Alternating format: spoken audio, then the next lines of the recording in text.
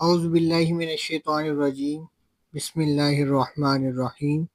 معزز سامعین و ناظرین، السلام علیکم ورحمۃ اللہ وبرکاتہ۔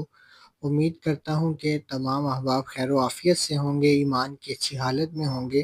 خالق لم یزل سے دعا ہے کہ سب پر اپنا خاص فضل و کرم فرمائے اور سب کو ایمان کی اچھی زندگی عطا فرمائے۔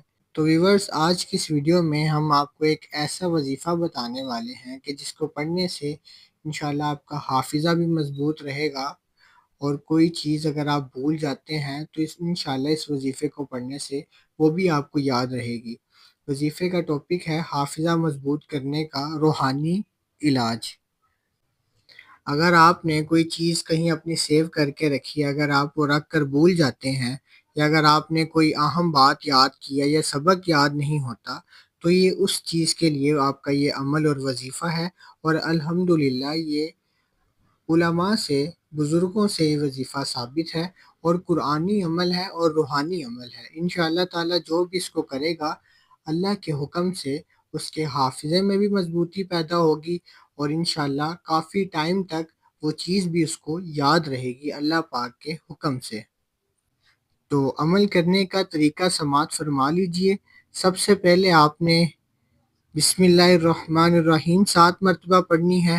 اس کے بعد پھر آپ نے یا علیمو پڑھنا ہے 7 مرتبہ، ہر بار یعنی یا علیمو، پھر 7 بار بسم اللہ شریف کے ساتھ، پھر اس کے بعد 7 مرتبہ ہی آپ نے سورۃ الم نشرح، قرآن پاک میں 30واں پارہ، اس میں سورۃ الم نشرح ہے۔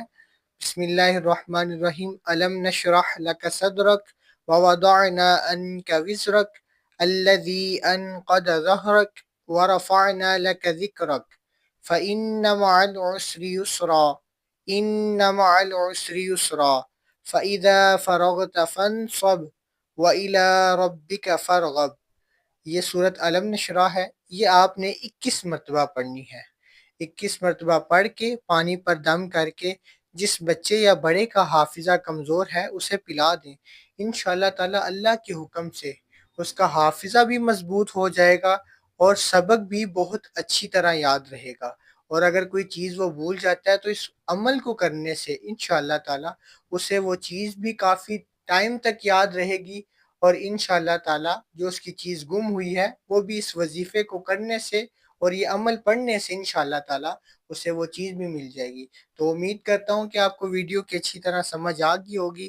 تو انشاءاللہ تعالی نیکسٹ ویڈیو کے ساتھ ملتے ہیں، اگلے وظیفے کے ساتھ ملتے ہیں۔ تو تب تک کے لیے السلام علیکم ورحمۃ اللہ وبرکاتہ۔